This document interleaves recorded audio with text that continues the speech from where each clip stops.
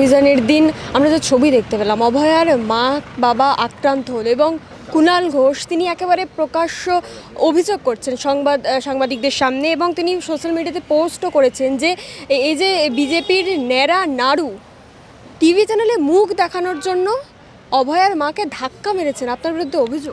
এক চোর কালুকে আমি চিনি, সেই চোর কালু এই কথাগুলো বলেছে।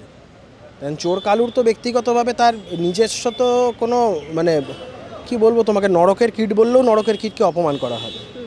শুভেন্দুবাবু মনোজ ভার্মাকে বরাহনন্দন বলেছে, আমি একে বরাহনন্দন বলে বরাহদের অপমান করব না। একে যদি আমি বরাহনন্দন বলি, দেখবে বরাহদের প্রতিবাদ মিছিল বেরিয়ে গেছে যে আমাদের কেন এর বাচ্চা আমাদের নাম কেন টানা মেলাচ্ছ এর সাথে।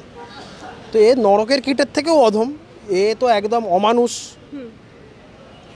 এই কথাটা বলার পর সবথেকে ভালো উত্তর এ পেয়েছে অভয়ের বাবা, যেটা বলেছে। অভয়ের বাবা বলেছে ওর কথার উত্তর দিতে ঘেন্না লাগে, এবং বলেছে কৌস্তব আমার ঘরের ছেলে, কৌস্তব আমার ছেলের মতো। কারণ কাকু কাকিমার সাথে আমার সম্পর্কটা রাজনীতিগত নয়, রাজনীতির বাইরেও একটা সম্পর্ক। অভয়া, যাকে আমরা সবাই অভয়া বলে চিনি, নামটা খুব বলতে ইচ্ছা করে কিন্তু বলতে পারি না। কাকু কাকিমারও নামটা খুব শুনতে ইচ্ছা করে, বলতে ইচ্ছা করে, কিন্তু তারাও পারে না। ওকে তো অভয়া বলে চিনতাম না, আমার বন্ধুর হবু স্ত্রী হিসাবে চিনতাম। সেই জায়গা থেকে একটা ব্যক্তিগত সম্পর্ক সব জায়গাটা জুড়ে আছে। এখন এই অনুভূতির জায়গাগুলোতে এই সমস্ত চোরছাচরদের পক্ষে বোঝা সম্ভব নয়। তো সেই জায়গা থেকে ও যা বলার বলেছে। আর পুলিশ সেদিনকে যে কি বড় বড় অসভ্যের মতন আচরণ করেছে, সেটা যারা দেখেছে তারা দেখেছে। কতজন পুলিশের লোক তারা আমাদের কাছে এসে বলছে আমাদের লজ্জা লাগছে উর্দিটা পরে থাকতে। আমরা ক্ষমা চাইছি আপনাদের কাছে, এই জিনিস দেখে আমাদের হৃদয় ভারাক্রান্ত। যদি পারতাম চাকরি ছেড়ে দিতে, চাকরি ছেড়ে দিতাম। এই চাকরি করতে আর ভালো লাগে না। আপনি বারংবার বলেছেন যে আগলে রেখেছিলেন গোটা বরাবর।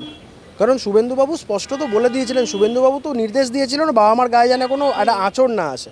আর প্লাস আমার ব্যক্তিগত জায়গা থেকে কাকু কাকিমা আমার কাছে অত্যন্ত একটা অন্য জায়গায়। কারণ আমি তোমাকে বলছি, এই পরিবারটাকে প্রায় কোটি টাকা দিয়ে পর্যন্ত কেনার একটা প্রলোভন সরকারি দলের তরফ থেকে বিভিন্ন সময় এসছে, কিন্তু এরা মাথা নত করেনি। এই কাকু কাকিমার লড়াইকে কুর্নিশ জানানো ছাড়া অন্য কোনো ভাষা হতে পারে না। তো তাদের কোনো ক্ষতি হবে আমরা এটা কোনোদিন চাইবো? এটা কোনো মানুষের পক্ষে এই জিনিস বলা সম্ভব নয়।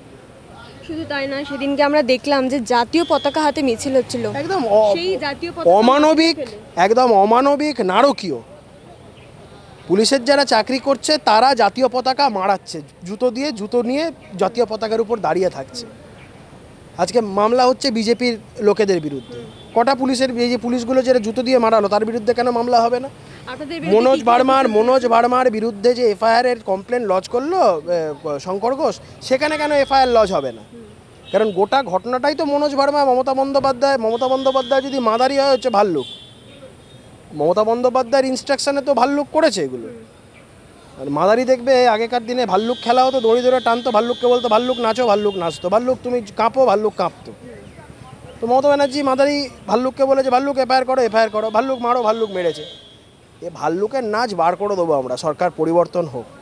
দেশের পতাকা পাড়িয়ে দেওয়া, অভয়ের বাবা মাকে শারীরিকভাবে নিগ্রহ করা, ইঞ্চিতে হিসাব হবে।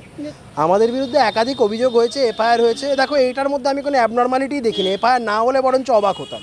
এফআইআর হয়েছে এটা নিয়ে কোনো অবাক হচ্ছি না, কারণ এটা মমতা বন্দ্যোপাধ্যায়ের চরিত্র, এটা সেই প্রশাসনের চরিত্র। অনুব্রত মণ্ডল যখন পুলিশের লোকজনকে বল তোর বউকে, তোর মাকে এই করব সেই করব যখন বলে, পুলিশের এক থানার আইসিকে, তার হিম্মত হয় না অনুব্রত মণ্ডলের বিরুদ্ধে ব্যবস্থা নেওয়া। কিন্তু নিরপরাধ নিরস্ত্র মানুষগুলো যারা গণতান্ত্রিক দাবি নিয়ে যারা আন্দোলন করছে, তাদের উপরে হচ্ছে কি এদের যত রাজ্যের দমন পীড়নের। আমরা সব ভয় পাই না, কিছুই না। কোর্টে আসবো, কোর্ট থেকে আমরা আমাদের ঠিক বিষয় আমরা বুঝে নেব। সেদিনকে দুটো মিছিল হয়েছিল, একটা কালীঘাট চলো আর একটা নবান্ন চলো। এই কালীঘাট চলো যে অভিযান আমরা দেখলাম, সেখানে কোনো রকম মমতা বন্দ্যোপাধ্যায় তো একদম ওখানে তো হবে না, ওটা সেটিংয়ের মিছিল। তো মমতা বন্দ্যোপাধ্যায়ের ইনস্ট্রাকশন ওরা গোটা আন্দোলনটাকে ঘেটেছে। ওরা সব নিজেদের ব্যক্তিগত স্বার্থ চরিতার্থ করার জন্য এই মঞ্চটা করেছে। ওটা যে সিপিএম এর মিছিল, সেটা অভয়ের বাবাও বলেছে। সিপিএম এবং বাম, অতি বাম, বিভিন্ন রকম বাম, হরেক রকম বাম, ছোট বাম, বড় বাম, মেজো বাম, সেজো বাম, অল্প বাম, বেশি বাম, ছোট বাম, বড় বাম, মোটা বাম, রোগা বাম, বিভিন্ন রকমের বাম। সব বাম নিয়ে একদম বামে বাম। কিন্তু তামান্না খাতুনের মা তারাও তো বামেদেরকেই ভোটটা দিত, কিন্তু তারা তো সেদিন নবান্ন অভিযানে এসেছিল। দেখুন, পশ্চিমবঙ্গের বামকে ভোট দিক, কংগ্রেসকে ভোট দিক, যাকে খুশি ভোট দিক, পশ্চিমবঙ্গের মানুষের বোঝা উচিত, পশ্চিমবঙ্গের যে কোনো রাজনৈতিক তৃণমূল বিরোধী রাজনৈতিক দলের বোঝা উচিত যে এই রাজ্যে সবার আগে বলতে হবে নো ভোট টু মমতা। এই রাজ্যে বিজেপি শাসক দল নয়, এই রাজ্যে তৃণমূল শাসক দল। এই রাজ্যে সরকারকে পরিবর্তন করতে গেলে আগে নো ভোট টু মমতা বলতে হবে। ওরা যদি নো ভোট টু মমতা বলতে পারে তাহলে 2-4টে সিট পাবে, নাহলে সেটাও পাবে না। কারণ এই রাজ্যের মানুষ তাদেরকে বিশ্বাস করে না, কারণ তারা সব কিছু করে আলটিমেটলি সিপিএমের সুবিধা করে দিতে চায়। এই জিনিস তো চলতে পারে না। দাদা, একটা অভিযোগ বিভিন্ন সমাজ মাধ্যম হোক বা বিভিন্ন জায়গা থেকে শোনা যাচ্ছিল যে এই অভয়ার মা বাবাকে রাজনীতির রঙে রাঙানোর চেষ্টা চলছে, বিজেপির পক্ষ থেকে তাকে টিকিট দেওয়ার একটা প্রস্তাব। এই যে সমস্ত এগুলো যারা করছে তারা কিছু নিম্নমানুষ্ক কিছু একদম মানে কি বলবো তোমাকে, তোমার এই চোর কালু টাইপের লোকজন যারা এই কথাগুলো রটাচ্ছে, এই অসভ্য বর্বর কিছু লোকজন। এবং খারাপ লাগছে এর মধ্যে কিছু বামেদের এর মধ্যে ইন্ধন আছে। মমতা বন্দ্যোপাধ্যায়ের সাথে এক প্লেটে বসে ফিশ ফ্রাই খেয়েছে, তো ওদের একটা মমতা বন্দ্যোপাধ্যায়ের প্রতি একটা টান আছে। তো সেই জায়গা থেকে দাঁড়িয়ে ওদের এই কম্পালশানগুলো আছে, যেখান থেকে এই কথাগুলো তারা রটাচ্ছে। ওই পরিবারকে কোটি টাকা দিয়েও আমি বলছি সরকার কিনতে পারেনি।